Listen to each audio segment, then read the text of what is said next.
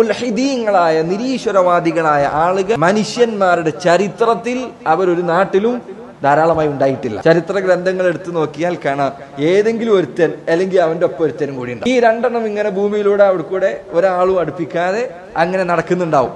ഇതല്ലാതെ ചരിത്രത്തിൽ നിരീശ്വരവാദം എന്നതിന് എതിരായിട്ടില്ല, പ്രചാരമുണ്ടായിട്ടില്ല ഈ കാലഘട്ടങ്ങളിലല്ലാതെ. റസൂലുള്ളാഹി സ്വല്ലല്ലാഹു അലൈഹി വസല്ലമയുടെ പ്രവചനത്തിൽപ്പെട്ടതാണ് അവസാന കാലഘട്ടത്തിൽ പ്രശ്നം വർദ്ധിക്കുമെന്നത് അവിടുത്തെ ഹദീസുകളിൽ വന്നിട്ടുണ്ട്. നിരീശ്വരവാദം വ്യാപിക്കുമെന്ന്.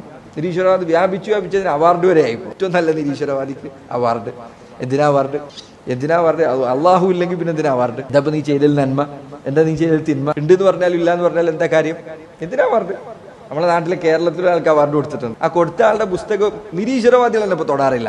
അപ്പൊ അള്ളാഹു ഇല്ല എന്ന് പറയുന്നത് കാലഘട്ടത്തിലും ജനങ്ങൾ ഒരു വിശ്വാസം സ്വീകരിച്ചിട്ടില്ല. സർവ്വ മനുഷ്യരും ലോകത്തിനൊരു സ്രഷ്ടാവുണ്ട് എന്നത് എല്ലാവരും അംഗീകരിച്ച കാര്യമാണ്. ശുദ്ധ ഖുർആനിൽ സമാനമായ ആയത്തുകൾ സൂറത്തുൽ അൻകബൂത്തിലും അതല്ലാത്ത അധ്യായങ്ങളിലുമെല്ലാം കാണാൻ സാധിക്കും.